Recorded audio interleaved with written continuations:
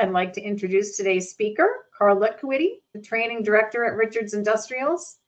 Karl has 43 years of experience in the valve industry, most of which were focused on biopharmaceutical applications. Welcome, Karl. Thank you, Diane. A little bit more about me. I've been in the industry for many years. For the last 19 years, I've been the product manager, product and sales manager, and pharma marketing director for Steriflow, and more recently for the Equilibar product lines. I love this industry. I love the quick pace of it, the constant innovation. That being said, let's begin. Today, we're going to talk about upstream harvest. And specifically, we're going to talk about irrigation and back pressure control on centrifuge Centrate lines. That's what you all signed up for today. All right. So to control Centrate line pressure, the industry traditionally has used a pressure control valve, a PCV, or a back pressure regulator. These devices help ensure the Centrate line is always full of liquid. If you don't, the Centrate line won't be consistently full of liquid. And if it's not, the separation efficiency of the centrifuge is reduced, and the separated cellular products, the biomolecules that we're after, can get exposed through contact with air to additional physical shear stress and also oxidation. Some biomolecules don't do well when exposed to the oxygen in the air. So that's why we want to control back pressure. A little bit more detail on that. The bottom line is this: without back pressure on the centrate line, air gaps can form in that centrate line, leading to inconsistent flow. Sputtering in plain terms, where I'd have fluid, then I'd have some air.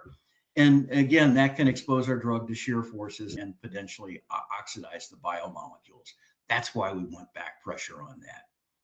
Traditionally, the industry, as I mentioned, has used a sanitary pressure control valve.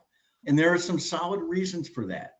The turn down capability of a pressure control valve, a PCV, is better than that of a traditional back pressure regulating valve. Also, the accuracy is usually better because pressure regulators, back pressure and pressure reducing valves, by the way, are affected by what's called set point offset. In back pressure regulators, that's called build or pressure creep, when flow increases after you set the valve and put it in line. So that's why a pressure control valve is typically been used.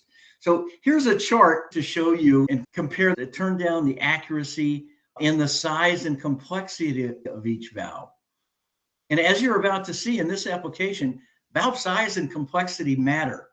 With regard to size, it's about the moment arm off the valve's mounting base that's important, and I'll explain that. We'll come back to this chart a little bit later.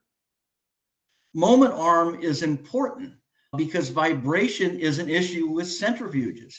A biopharm centrifuge can spin anywhere from 10,000 to 40,000 RPM. And if you envision a large mass spinning that fast, there's going to be some vibration. As you can see in the text on this slide, vibration measuring 2 millimeters per second surface movement is common. And over time, that's the minimum that a centrifuge will show. Typically, centrifuges are alarmed at 4.5 millimeters per second and at 7 millimeters per second. It may be even alarmed for shutdown. And again, that's the vibration, because you can't have that. Over time, that vibration can shake things up, especially on a valve. Think about a traditional pressure control valve or a back pressure regulator. They're tall. There are multiple components stacked up in that valve. And so you need to design the installation, regardless of the valve that you use, for that fact. Here's the proper installation as we see it from a valve manufacturing standpoint and for the application for a pressure control valve, what it should look like. First of all, mount the pressure control valve properly and securely. And that means to mount it separate, that valve from the skid. Mount it on a floor stand, a pipe stand, or a wall stand that's not connected to the skid. And that's important because that vibration is transmitted through the skid piping. So that's important. Secondly, mount the valve securely. And on a pressure control valve, regardless of who you're using, mount the body of the valve. And I'm going to point to that real quick here on screen. Mount the body, or at least at minimum the yoke, and mount the actuator, the pneumatic actuator that's on the valve. And that's important. A lot of these installations are going to be installed with the control valve horizontal because it facilitates better drainage. And when you do that, you've got roughly, with us, about 18 inches on a 2-inch valve from the end of the actuator to the base of the valve. That's a long moment arm. And it's horizontal. The stem weighs a lot. You get some vibration with that. What can happen? Things start to move. So secure the actuator and the valve body. Second, vibration mounts. All right, when you mount these valves. And just as important, secure the Centrate line. I'm going to show you a photo in a little bit where it's a photograph of an actual installation where that Centrate line is not secured. Again, piping has a moment arm too. So if I've got a long run of Centrate line, and then I'm connecting that to the valve, the end of that Centrate line, if it's not supported, and if you're not using proper pipe hangers with vibration, in fact, here is that photo, by the way, you want to support this long line to the wall. Now, one of the things they did do on this application, you can see here, we've got a pipe support there on the outlet piping to the wall, and that's great, but you need to support the inlet line too, because vibration transmits, and with the long moment arm of tubing, that vibration is amplified. So it's important. Mount the valve properly. Lastly, regarding this, separate the pressure control valve from the Centrate line by using some flexible braided Teflon line hose. That everybody's seen that in plants, and that's available on the market. We recommend at least 2 feet or 61 centimeters for that matter. And the longer, actually, the better, because that will help dissipate that vibration. And we keep that valve nice and stable and secure. Again, here's the photo that we were looking at earlier. Again, support, just can't drive this home enough. Support that Centrate line of you guys that are installing valves or designing for installations.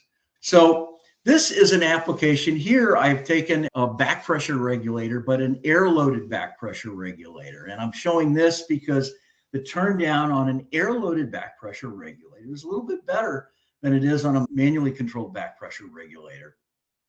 And it's going to be more accurate because an air-loaded regulator, and this was on that chart that we'll look at a little bit down the road here, air load gets rid of a lot of the set point offset error that's associated with pressure regulators. So you want to use an air load. When mounting this, a little bit better in terms of the moment arm. This is got a shorter moment arm, so less vibration is going to be amplified, a little bit more stable. When you mount this, mount the I to P securely as well, and connect the I to P via flexible hose, pneumatic hose, to the top of the back pressure regulator. Use mounting pads. And again, we recommend strongly using a section of flexible braided Teflon line hose for this application. All right. So is there any new sanitary pressure control technology that's better than traditional pressure regulators or pressure control valves? And the answer is yes. One of the newest valve technologies available for this application is the Equilibar air-loaded back pressure regulator. It is beautifully suited for this application because of its design simplicity. It is, bar none, the most compact and simple back pressure regulator and control valve, by the way, that's ever been designed. It is also by far the most accurate, and we'll talk about that in a bit before I show you how this valve works. This is a cutaway of the back pressure regulator. The valve consists of 5 primary components. This is what's called the reference cap. It's the top of the assembly. It has a pilot port for the pneumatic air load that comes in here. Immediately below that is a Jorlon PTFE diaphragm. That's the standard diaphragm that we use on sanitary applications. You can see that. Below that is the valve body, the main body of the valve with the inlet and outlet connections. And you can also see the flow path here. Flow enters through the inlet, is distributed around the perimeter of the top of the valve body right here. And so flow comes in here, is distributed around, migrates over the top of this valve, goes through the orifices and into the outlet. The last component I want to show is what's called the bottom cap, and that's down here. All right, we got a bottom sealing diaphragm, and we've got what's called the bottom cap, and I'll come down to that in a minute. Before I do that, I want to show you the accuracy of the Equilibar valve over a range of flow. So here we've got flow versus inlet pressure performance. So flow is on the horizontal axis at the bottom, and the top you can see the units. The inlet pressure set point, and this is the pressure I'm setting the valve at to regulate at, is shown on the right and left of the screen. The striking thing to notice about this is a test chart, by the way, for an FDO6, which is the 3/4 inch Equilibar FDO.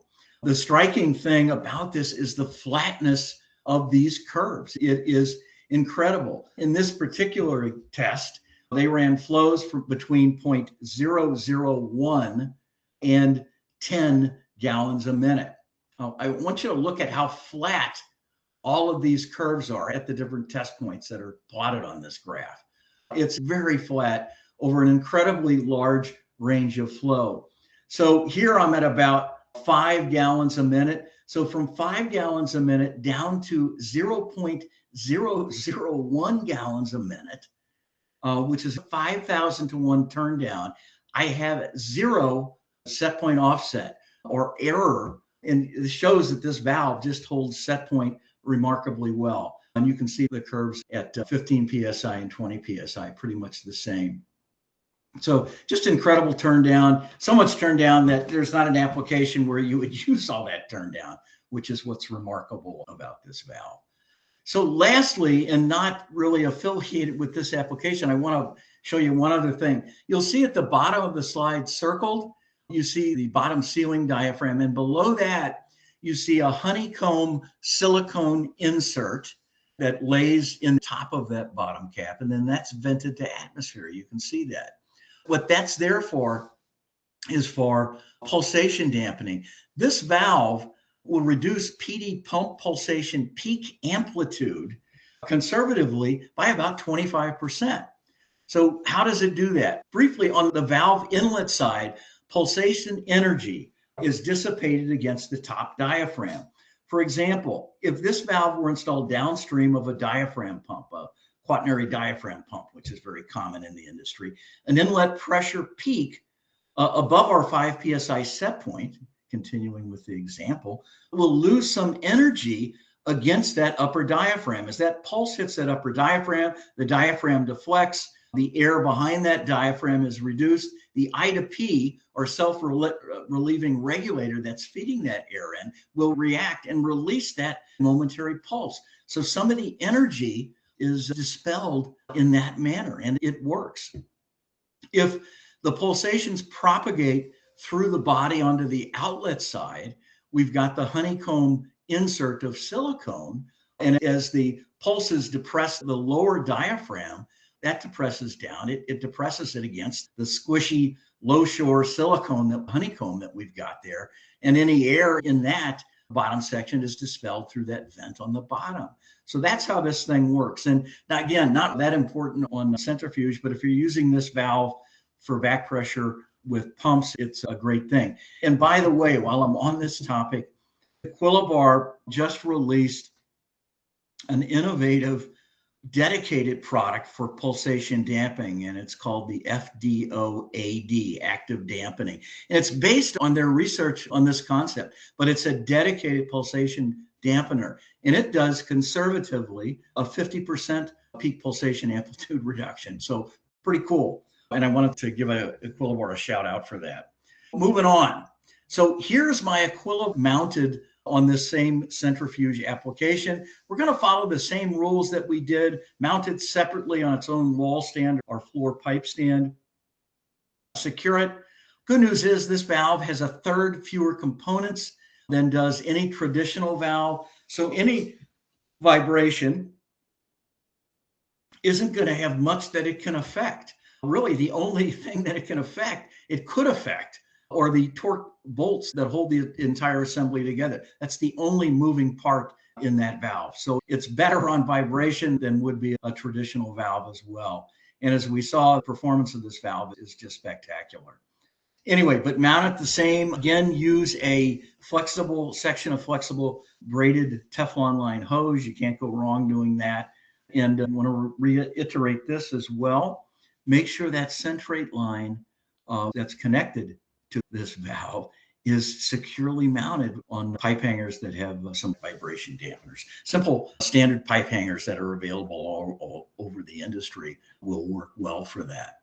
All right, I don't have a photograph of an FDO, the stainless version, but I do have this photograph. And I took this picture at Interflex. This is our single-use back pressure regulating valve. This is a newer item. It's a fantastic single-use back pressure regulator. It's the only one of its kind on the market. A company called Karl Biosystems use it, and they put it on their Interflex display. This is a single-use centrifuge skid that they manufacture, and it controls the Centrate line pressure on that single-use centrifuge. That is all I really had today. Thank you for taking time to listen.